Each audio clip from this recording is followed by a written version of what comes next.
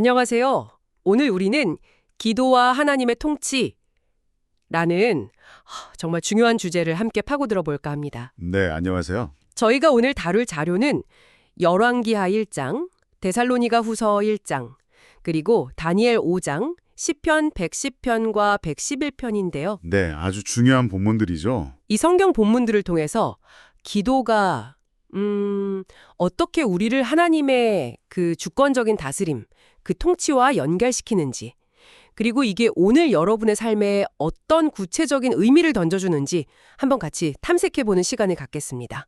바로 시작해볼까요? 네, 좋습니다. 기도와 하나님의 통치, 이 두 가지는 정말 뭐랄까, 동전의 양면처럼 딱 붙어 있어요. 개인의 신앙생활은 물론이고 좀 더 크게 보면 역사의 흐름을 이해하는 데도 아주 핵심적인 열쇠가 되거든요. 그렇죠. 오늘 우리가 살펴볼 이 본문들은 어떨 때는 굉장히 극적인 사건을 통해서 또 어떨 때는 아주 깊은 시적인 언어를 통해서 이 관계를 생생하게 보여줍니다. 그냥 정보만 쭉 나열하는 게 아니라 각 본문 속에 담긴 그 의미의 결을 그걸 함께 느껴보는 시간이 되면 좋겠습니다. 좋습니다. 그럼 첫 번째 자료, 열왕기하 1장부터 시작해 보죠. 북이스라엘의 아하시야 왕 이야기인데요. 네, 아하시야. 그가 다락 난간에서 떨어져서 크게 다치는 사고를 당해요. 그런데 병이 나을 수 있을지 알아보려고 보낸 곳이 좀 뜻밖해요. 이스라엘의 하나님이 아니라 블레셋 에그론의 신 바알세붑에게 보냈다는 거죠. 네, 그렇죠. 여기서 그 바알세붑이라는 신은 당시 가나안 지역에서는 뭐 풍요나 특히 점술 이런 것과 관련해서 사람들이 많이 찾던 그런 이방신이었습니다. 점술이요. 네. 그러니까 아하시야 왕은 자기 생사가 달린 이 정말 중대한 문제 앞에서 자기가 언약 백성의 왕인데도 불구하고 하나님이 아닌 다른 힘, 그것도 이방의 신에게 의존하려고 했던 겁니다. 이게 뭐 어쩌면 당시 사람들이 흔히 하던 방식이었을 수도 있어요. 하지만 이스라엘의 왕으로서는 절대 넘지 말아야 할 선을 넘은 거죠. 바로 그때 엘리야 선지자가 딱 나타나서 왕의 사자들을 가로막죠. 그리고 정말 뼈아픈 질문을 던집니다. 이스라엘의 하나님이 없어서 너희가 에그론의 신 바알세붑에게 물으러 가느냐? 정말 날카로운 지적이죠. 네. 그리고는 왕이 병상에서 절대 일어나지 못하고 죽게 될 거라는 하나님의 심판을 딱 선언합니다. 하나님을 찾지 않고 외면한 대가가 얼마나 혹독한지를 보여주는 그런 장면이에요. 이 사건은 어떻게 보면 일종의 실패 사례 연구 같아요. 아하시아의 그 잘못된 선택, 그리고 그 비극적인 결과를 통해서 우리는 역설적으로 가장 중요한 진리를 배우게 되는 거죠. 역설적으로요? 네. 바로 우리가 어떤 문제나 위기에 직면했을 때 가장 먼저 그리고 마땅히 찾아야 할 분은 바로 하나님이라는 그 사실입니다.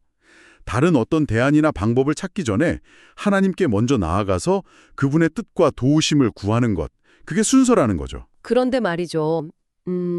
이론적으로는 그게 딱 맞는데 현실에서는 정말 큰 위기가 닥치면 사람이 당황해서 하나님을 먼저 찾기보다 그냥 눈앞에 보이는 다른 해결책이나 사람에게 먼저 손을 뻗게 될 때도 사실 많지 않습니까? 아하시아처럼요? 그렇죠. 그 간극을 어떻게 이해하고 좀 넘어서야 할까요? 그거 정말 중요한 질문이신데요.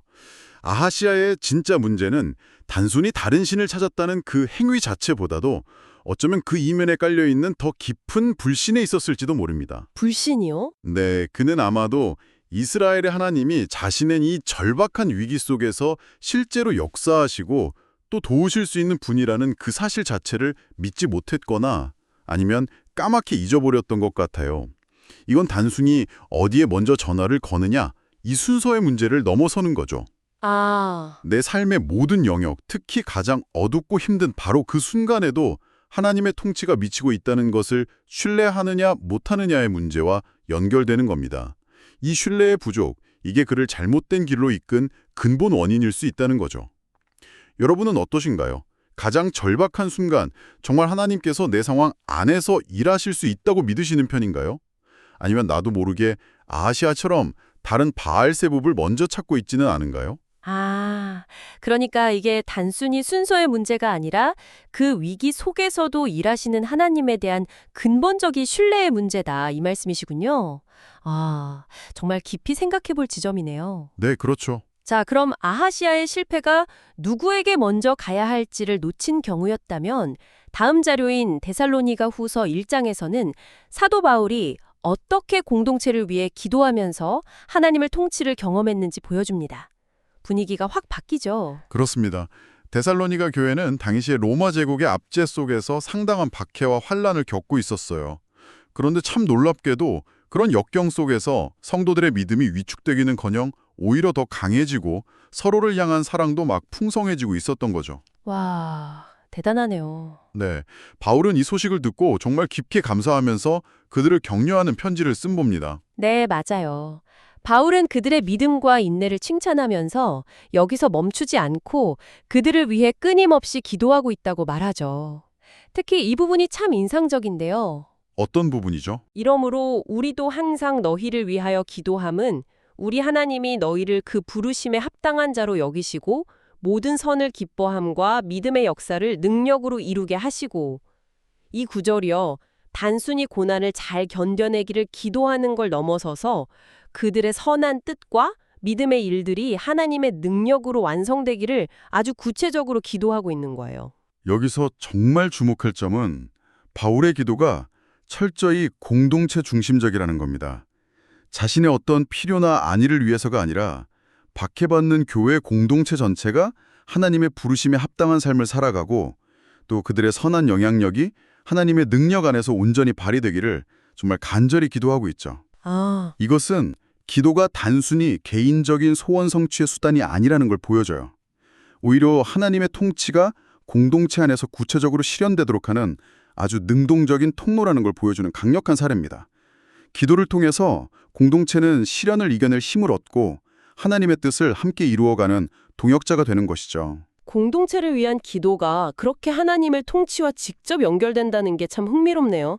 그런데 사실 꾸준히 공동체를 위해 기도한다는 게 이게 생각보다 쉽지만은 않은 것 같아요. 당장 내 문제도 산더미 같은데 다른 사람이나 공동체의 필요를 위해서 마음을 쏟는다는 게 때로는 좀 부담스럽게 느껴질 수도 있고요. 물론 그럴 수 있습니다. 충분히요.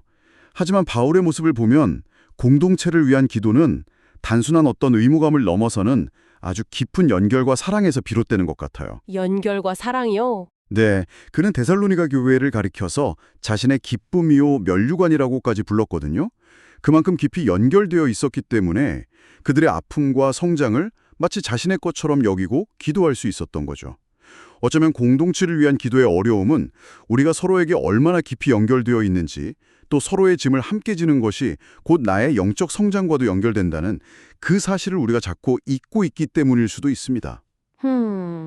여러분이 속한 공동체, 가정이든 직장이든 신한 공동체든 그 구성원들을 위해 기도하는 것이 단순히 남을 위한 일이 아니라 하나님의 더 큰 계획에 동참하면서 함께 그분의 통치를 경험하는 길이다. 이런 관점에서 바라보면 어떨까요? 연결과 동참. 공동체 기도의 의미를 새롭게 보게 되네요. 좋습니다. 자, 이번에는 구약 성경 다니엘 5장으로 넘어가 보겠습니다. 이건 정말 영화의 한 장면 같은 아주 극적인 이야기가 펼쳐지죠. 바벨론 제국의 왕 벨사살이 큰 잔치를 벌이는 장면입니다. 네, 단순히 그냥 큰 잔치가 아니라 아주 오만하고 또 신성 모독적인 잔치였죠. 벨사살 왕은 아버지 느부갓네살이 예루살렘 성전에서 약탈해온 그 거룩한 금그릇, 은그릇을 가져오게 해요. 그 성전 기물들을. 네, 그걸로 귀족들, 왕비들, 후궁들과 함께 술을 마십니다. 그것도 모자라서 금, 은, 청동, 철, 나무, 돌로 만든 우상들을 막 찬양하면서 살아계신 하나님을 정면으로 모독하는 거죠. 정말 권력의 정점에서 교만이 하늘에 찌르는 그런 순간이었습니다. 이야, 그야말로 스스로 신이 된 것처럼 행동한 거네요. 그런데 바로 그 순간 모두가 막 흥청망청 취해 있을 때 갑자기 사람의 손가락 같은 게 나타나서 왕궁 벽에 글씨를 쓰기 시작합니다. 와, 상상만 해도 좀 소름이 돋는데요. 그렇죠. 잔치 자리는 순식간에 공포 분위기로 바뀌고 왕은 얼굴이 하얗게 질려서 두려움에 막 떱니다. 바벨론의 그 어떤 지혜자나 주술서도 그 글자의 뜻을 해석하지 못하죠. 이때 다니엘이 불려오게 됩니다. 다니엘은 먼저 벨사살 왕에게 그의 아버지 느부갓네살 왕의 이야기를 상기시켜주죠. 네, 맞아요. 느부갓네살 역시 엄청난 권세를 누렸지만 교만해졌을 때 하나님께 징계를 받아서 왕위에서 쫓겨나고 거의 짐승처럼 살다가 결국에는 지극히 높으신 하나님께서 인간 나라를 다스리시고 당신의 뜻대로 통치자를 세우신다는 것을 깨닫고 나서야 비로소 회복되었다는 그 사실을요. 벨사살은 이 모든 역사를 다 알면서도 교훈을 얻지 못하고 오히려 하나님을 더 거역했다. 이걸 지적한 겁니다. 아, 알고도 그랬군요. 그리고 다니엘은 벽에 쓰인 글자 메네 데겔 우바르신의 뜻을 풀어줍니다. 메네는 하나님께서 이미 왕의 시대의 날수를 세어서 끝나게 하셨다는 뜻, 네, 끝났다. 데겔은 왕을 저울에 달아보니 기준에 미치지 못했다는 뜻, 부족하다. 그리고 우바르신, 즉 베레스는 왕의 나라가 나뉘어서 메대와 바사 사람에게 넘겨질 것이라는 뜻이었죠.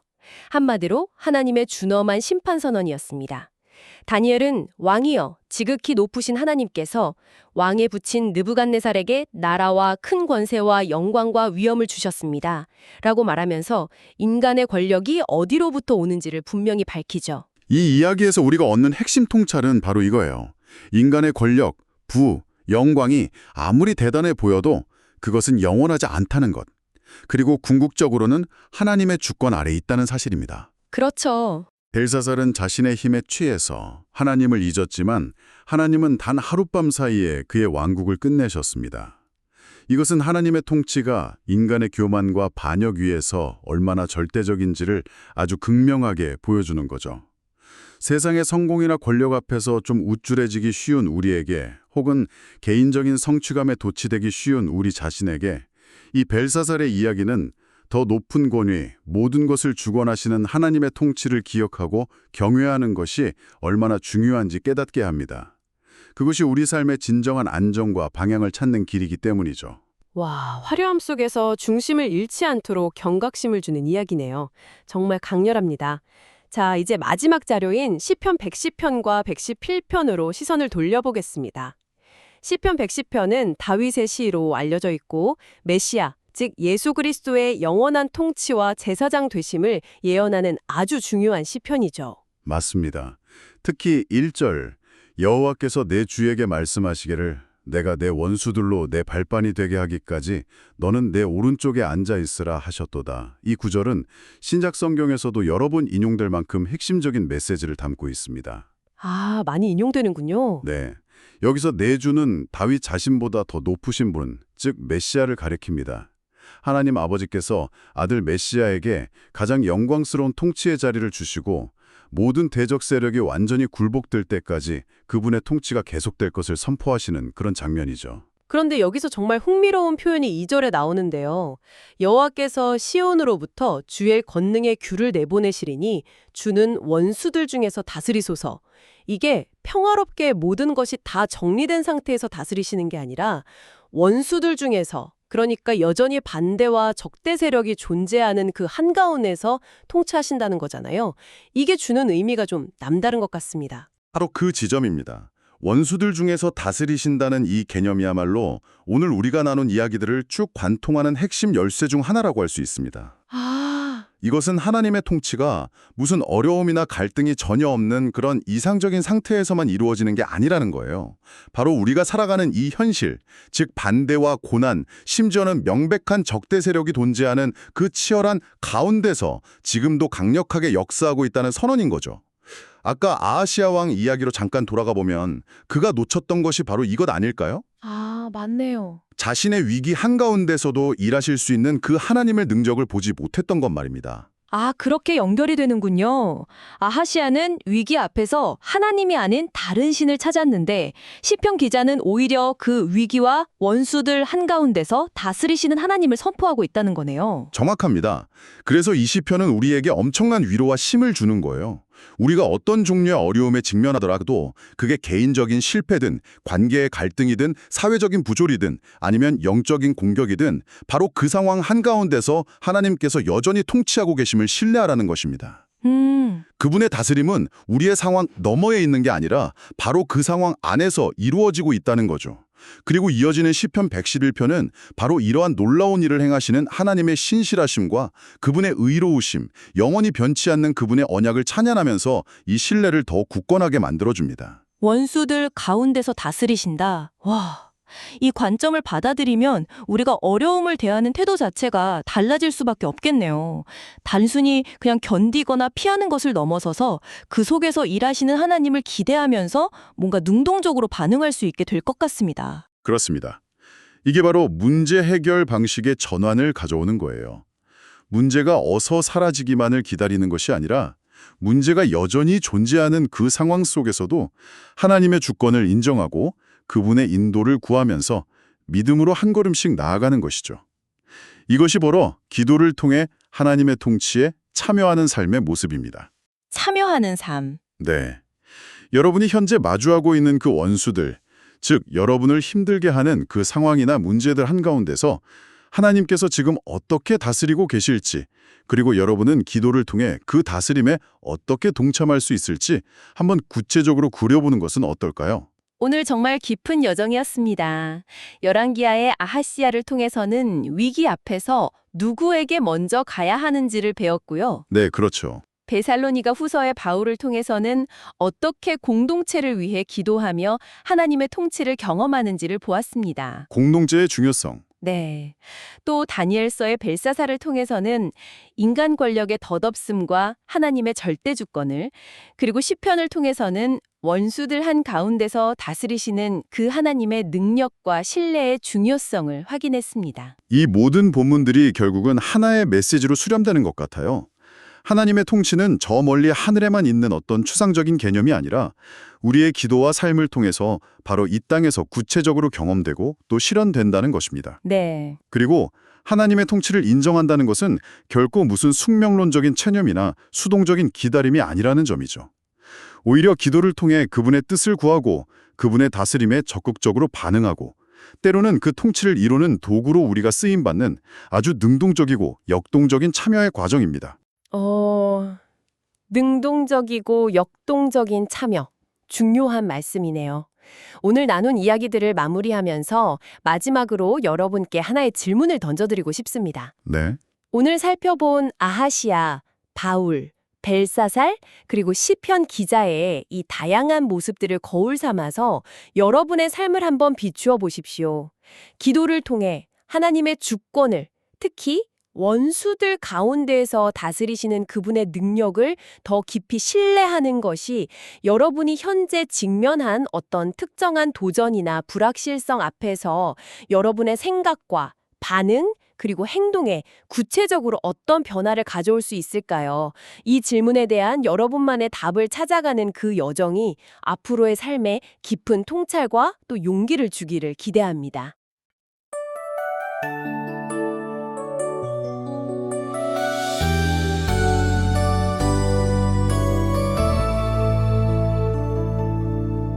타락 난간에서 떨어져 병든 왕 아하시야 이스라엘에 하나님을 찾지 않았네. 이방 신대께 물으려 했으나 오직 주님께만 간구해야 하네. 기도와 하나님의 통치 내 삶의 중심이 되시네. 모든 인간의 교만을 심판하시며 원수들 중에서 다스리시는 주님. 환난 속에서도 믿음 자라가는 교회 바울은 끊임없이 그들을 위해 기도했네. 벨사살 왕 자신의 영광 취했으나 주의 통치 앞에 모든 것이 무너졌네. 기도와 하나님의 통치 내 삶의 중심이 되시네. 모든 인간의 교만을 심판하시며 원수들 중에서 다스리시는 주님. 여호와께서 내 주께 말씀하시기를 원수들 논이 발판되게 하기까지 주의 우편에 앉아 통치하라 하셨네. 메시아 왕의 권능 영원히 경고하네. 기도와 하나님의 통치 내 삶의 중심이 되시네. 모든 인간의 교만을 심판하시며 원수들 중에서 다스리시는 주님. 주의 행하신 일들 위대하시니 주님의 의로우심 영원히 견고해. 오직 주의 통치에 겸손히 순종하며 주님께 영광 돌리는 삶 살리